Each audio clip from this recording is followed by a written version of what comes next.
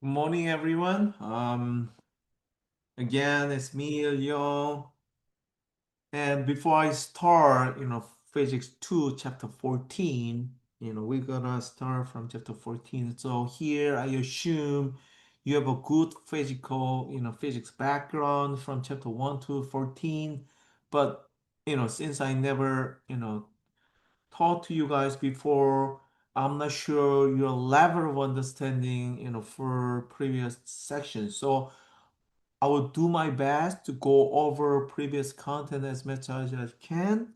But again, this is your responsibility and you're right at the same time to ask questions. So please do not hesitate to ask questions whenever you think you're not comfortable about the contents, okay? So chapter 14 is about oscillation. Okay, and then this is about this is a very close to circular motion that you see later. So let me go over the circular motion quickly, okay, when after I started this chapter, okay? And chapter 14, equilibrium and oscillation. So assuming you have a marble here that is free to roll inside a spherical bowl, and then it has a equilibrium position at the bottom of the bowl. So basically here, right, where it will rest with no net force on it, right? And then if you push it away from the equilibrium, the marble's weight leads to the net force toward the equilibrium position. For example, let's assume the marble is right over here. And then this is also, part of a previous section. Whenever you have an object, what is your first step? You have to think about the net force. In other words, you have to think about the all forces acting on the object. So your first question is, when the ball is here, what are the forces acting on the ball? Of course, normal force, which is perpendicular to the surface, and then weight, which is a straight downward. So this is your two forces, and your net force is a vector sum of these two forces, right? I believe you're comfortable with this, and then your net force is here. And then if you're not sure about net force and vector sum, you must email me to have a Zoom meeting. And then if the whole class is not sure about it, and then let me know, okay? I can go over in earlier chapter, okay? But this is basic of basic, so I assume you understand this part, okay? But again, this is your right to ask. So then we call this kind of force restoring force. Because why? Because the ball is moving back and forth because of the restoring force. Right? And then, when the marble is released from the side, it does not stop at the bottom, right? And it rolls up and down each side. Again, we call it oscillation, right? And then again, let me point out, one more things, okay? My lecture, I'm doing my best, but it's not perfect and complete, right? Because I want because we have a limited time. I explain, I cannot explain whole chapters, right? So make sure you read the textbook and study a lot by yourself, okay? So make sure you read at least, before and after this section, at least after this section, make sure you read, related sections and chapters, okay? To make sure you understand everything, to stay in the white area I said earlier in the last time, okay? And then we have a two concept that I believe you already learned, period and frequency. Period, in general, we see symbol T. Frequency, in general, we use a small f. Right? So let me go over in the earlier chapter, chapter 6 for this textbook, but I don't know which textbook you used before, but I'm sure, 100% sure you learned this, right? So the period and then frequency. Period is what? How long? Frequency is how often. So you already learned these two terms when you learn a circular motion. So let's assume you have an object, circular motion, moving along these circumference, right? So then let's assume you start from here. The object moves from here and then travels counterclockwise and then come back to its original position. And let's say it takes 2 seconds to complete one revolution. Then period is what? How long will it take to complete one cycle? How long will it take to complete one cycle? So for this case, your period is, of course, 2 seconds. I believe you already learned it, but I'm going over this part again. This is not the main part of this chapter, but let's make sure everybody understand this. And then frequency is what? How many revolutions you have in 1 second. So that means how many revolutions you have in 1 second. So because it take 2 seconds, right? In 1 second, where will it be? It will be here. So how many cycles you complete in 1 second? It's actually half, right? So your frequency for this case is 1/2. So frequency we use unit hertz, which is 1/2. Does that make sense? So frequency, how many cycles do you have in a second? So then you have a very important relationship here. Period 2 seconds, frequency 1/2. So then you have a very important relationship between frequency and period. So for example, here your period was 2 seconds and the frequency was 1/1/2. So this is 2. You see the same. Or frequency is 1/t, which is the same. So now I will give you another example. Again, you have a circular motion along this circumference, right? So let's say it will take a half a second to complete one revolution. So that means your period is t, right? Then question is, what is your frequency? Again, frequency is 1/t. So this is 1/1/2, right? So this is 2 hertz. So what does that mean? It will take a half a second to complete one cycle, which is definition of period. So then how many cycles you can complete in 1 second? Of course, half second and another half second. So you can complete 2 cycles in 1 second. So that's a 2 here means that is your frequency, right? And then one important concept, another concept I want to go over is the angular velocity, omega.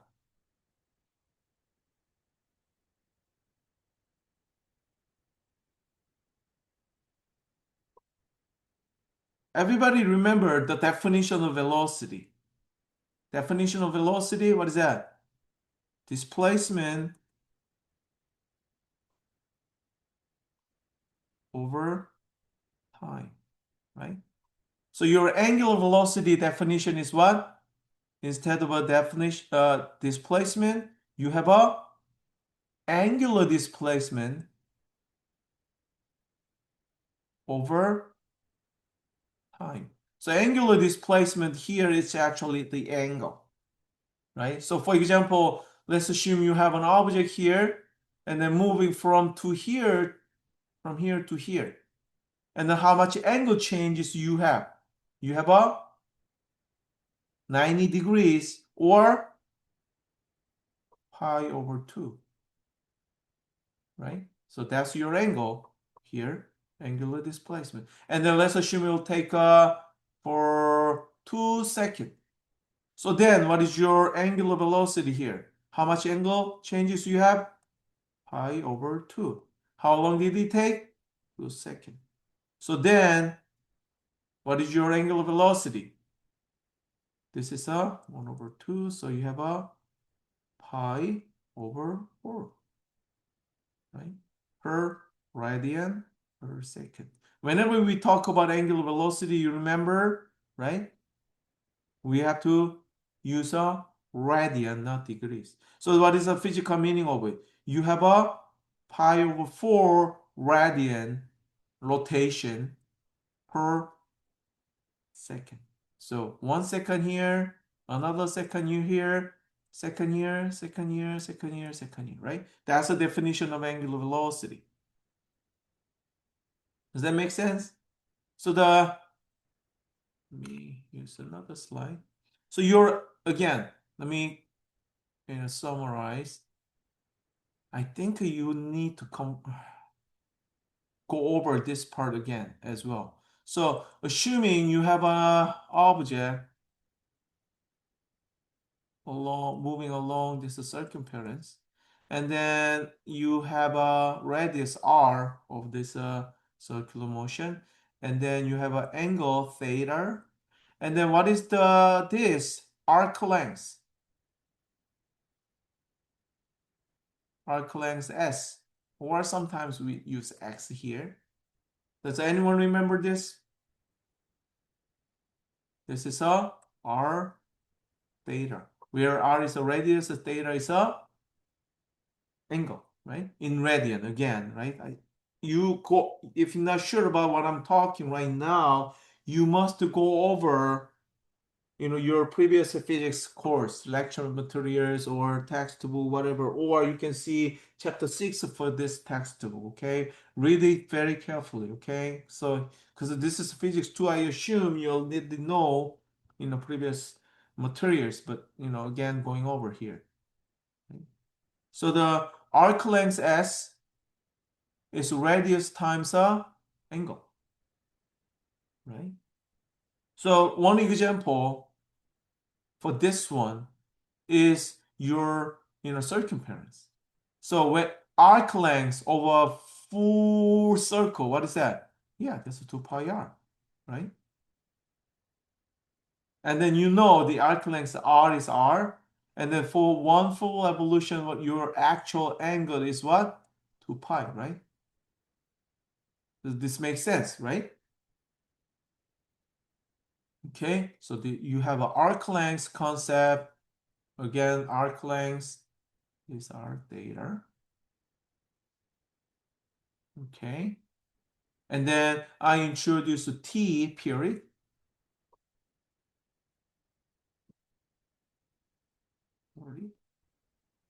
And then we have a frequency. And then the concept between t and the relationship between t and f is what? T is a 1 over f, or f is a 1 over t. And then another concept I introduced is a omega, right? Angular velocity, whose definition is what? Omega is a delta theta over delta t. Angle changes over time, right? Especially, again, the example is okay, object is from here to here, it moves whatever angle here is still gonna be delta theta, and how long did it take? But another special definition of omega is what? Assuming an object is moving from here and complete here, come back to the original location. And then for this case, what is the delta theta? Of course, because you have a one full evolution, your angle is 2 pi, right? So then how long did it take to move from here to here? That's a period, definitional period, right? Definitional period is what? How long will it take to complete one cycle, right? So then, because 1 over t is a frequency, you can say this is also 2 pi f, right? So basically, we have a three quantities, period, frequency, and angular velocity, right? And then they have their own physical meaning.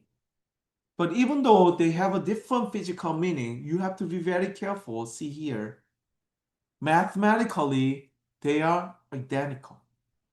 In other words, if t, f, or w, one of them are given, you automatically immediately find the other two. For example, let's say t is 2. Then immediately, what can you say? Okay, my frequency is what? 1/2. Because this is a 1 over 2. 1 over t, right? And then you can immediately find my omega, angular velocity. The original, again, angular velocity definition is the angle change over time. But for one full evolution case, angle change is a 2 pi radian, and then time is how long did it take? Period, right? Again, definition of period, how long will it take to complete one cycle, right? So then, because you already know 1 over t, t, which is 1 over t over 2, right? Your t. So that means your angular velocity is pi radian per second. What does that mean? The particle moves a pi radian every second. So 1 second here, and another second later, particle will be here, right? So again, even though T, F, omega, they have a different physical meaning, once you have one of them, you can immediately find the other two. Is that clear?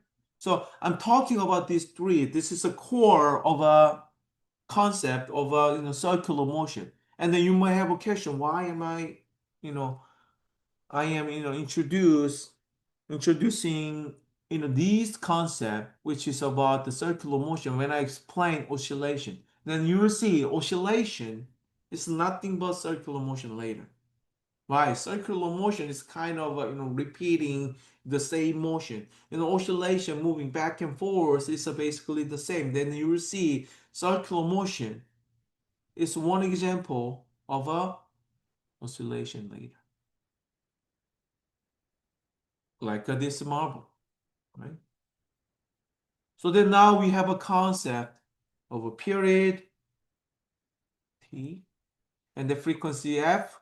As I introduced, they are inversely proportional to each other. Again, frequency unit is hertz, but physically you can also say this is a 1 over second. Why? Because this is a 1 over t, whose unit is a second. So for this course, I will give you a lot of a quick check question like this. Whenever you see this quick check question, you have to pause this video and then try to solve it by yourself. Okay, and then you can check next slide. And this quick check question is very important because your exam, which mostly about will be multiple choice question, is very close to these questions as well, right? So now here, question, we have a mass oscillator and a horizontal spring. So spring, you move back and forth, back and forth, back and forth, right? So it's oscillation. And it's very similar with the circular motion, moving back and forth, back and forth, back and forth, circular motion, right? So the T is a 2, and then frequency is a, of course, right? The answer is a very simple, 0.5. Why again? T is 2 seconds. So your frequency is a 1 over T, which is a 1 over 2, which is a 0.5 hertz. So finding this number, of course, is important, but you have to understand the physical meaning of it. So then now think about what happened. So you probably, stretch your spring and then you release it. So period t for spring. So for the circular motion, period t, or the very fundamental meaning of period t is what? How long will it take to complete one cycle of the motion? So for the circular motion, boom, boom, here, right? But for the spring, so original, spring equilibrium position is here, but you stretch your spring by this much.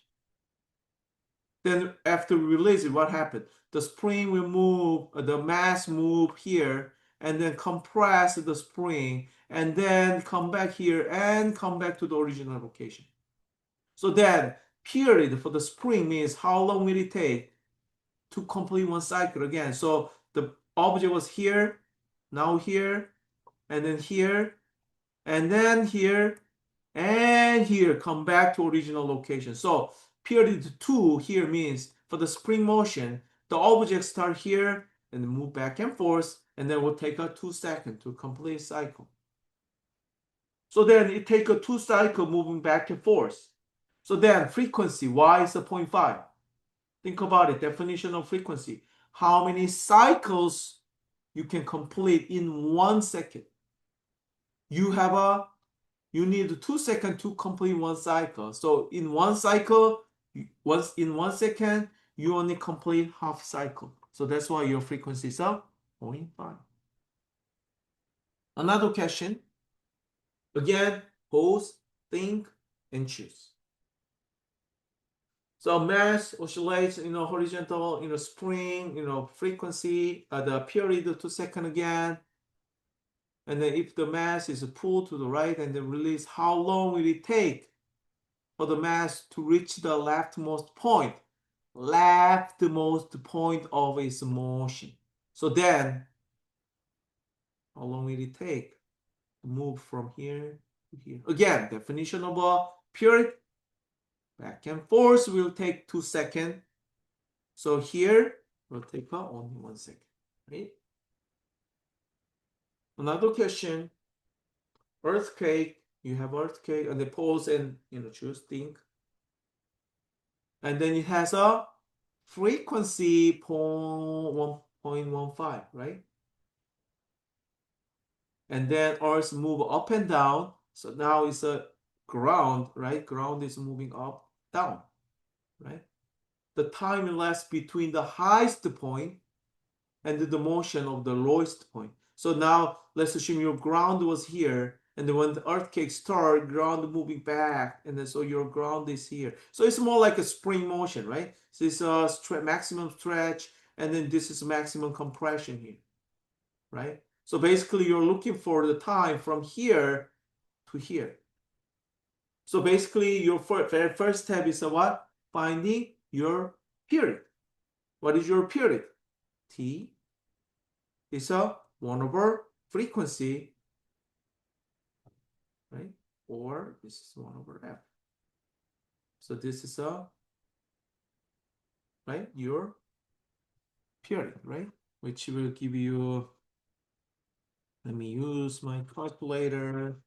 You can also calculate your own calculator. And then I see, oh, my calculator. Let me use my cell phone. 1 second, sorry about that. So 1 divided by 0.15. So that means your period is a 6.66 seconds, right?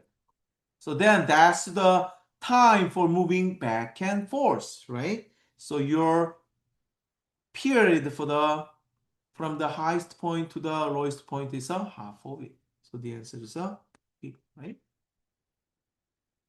So again, frequency, hertz, you can convert it, right? So this is just, simple math, right?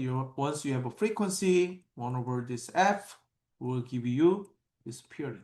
Micro, 10 to minus 3, milli, 10 to minus 3, micro, 10 to minus 6, nano, 10 to minus 9.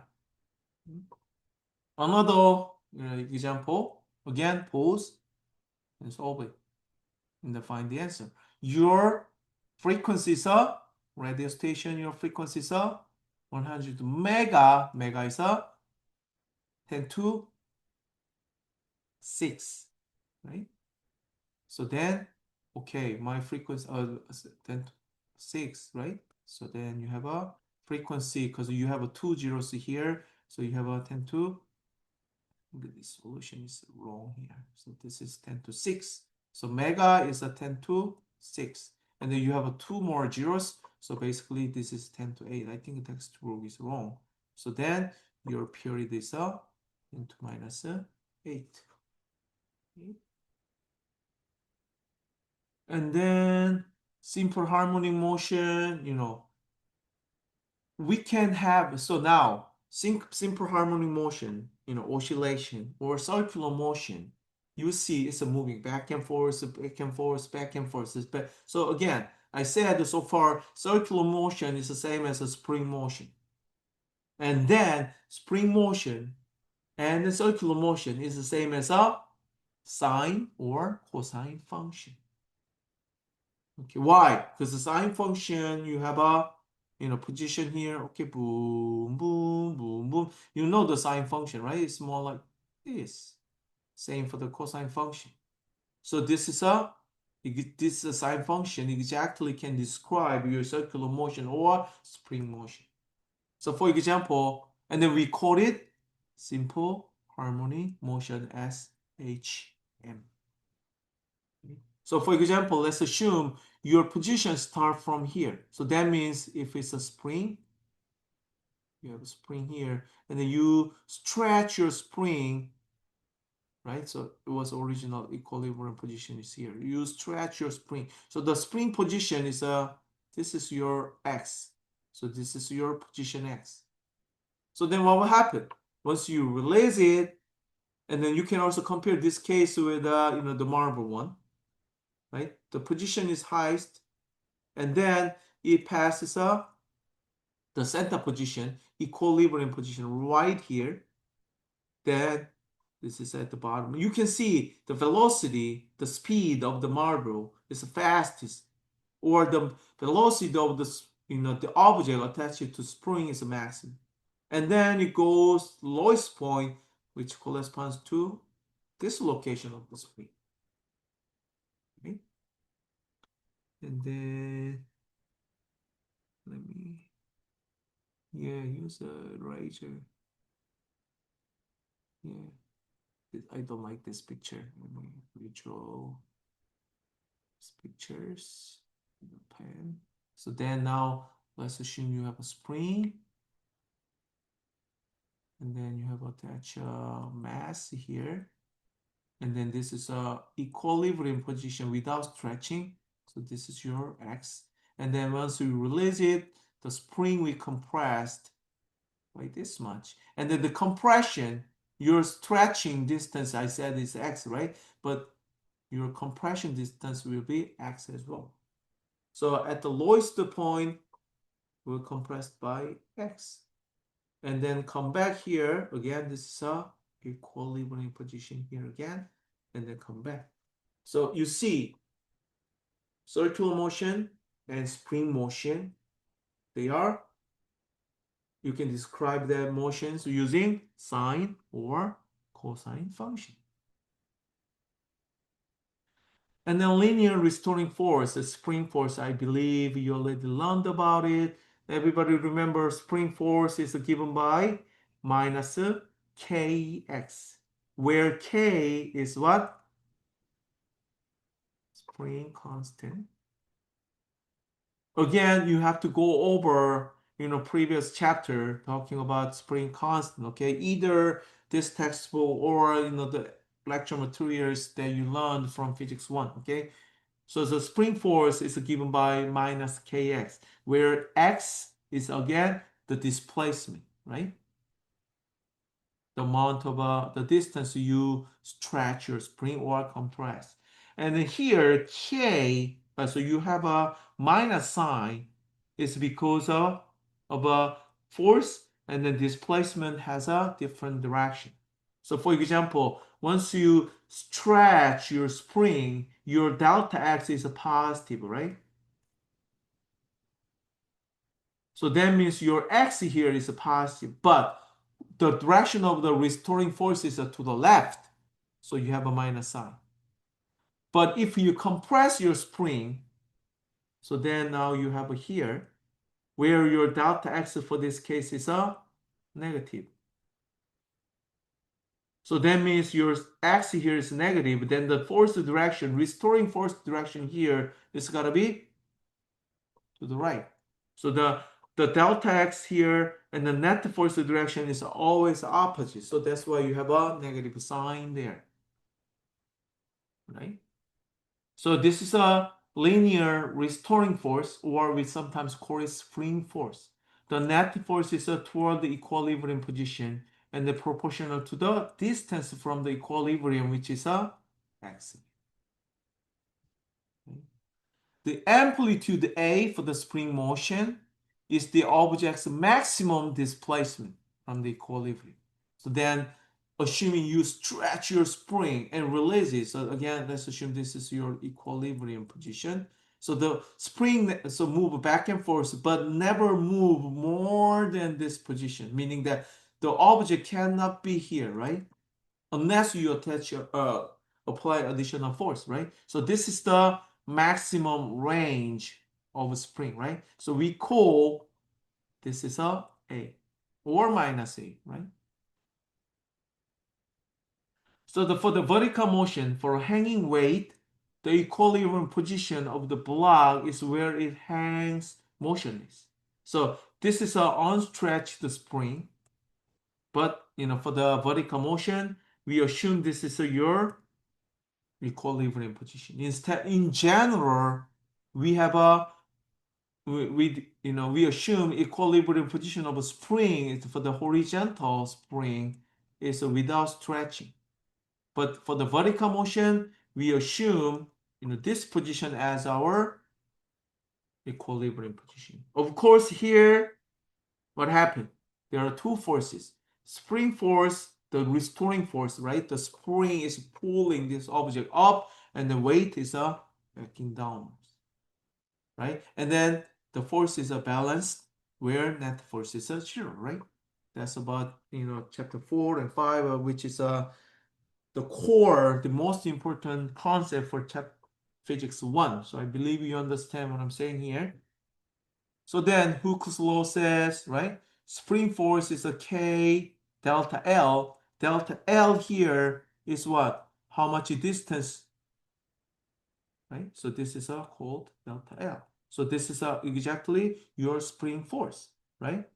So then your K is delta L minus Y, which is how much distance you apply. And then the weight is mg.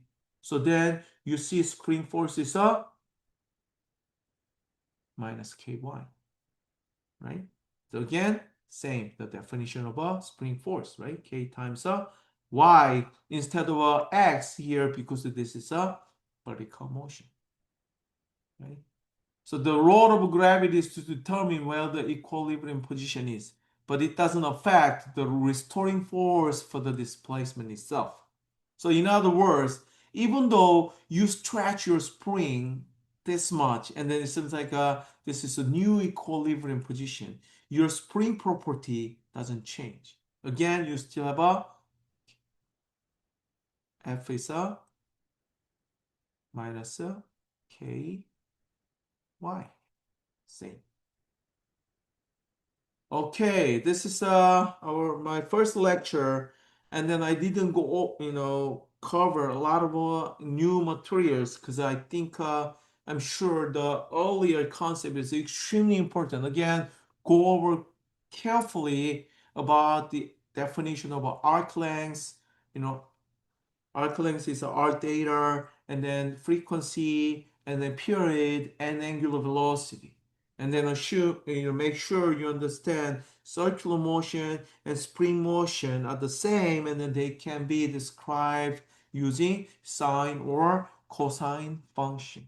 And again, let me know you have a question, okay? And then if not comfortable about the materials I covered today, you must ask me question. Or you feel like you're not comfortable about physics 1 because you're not learn from me, you can also let me know as well. Okay, I can go over more, you know, if you want, if you guys want, because this is a small class. I see, we have a 6 or 7 student only, so I can invest more time for, each of you. Okay, so let me know, and then I will see you on Thursday. Thank you.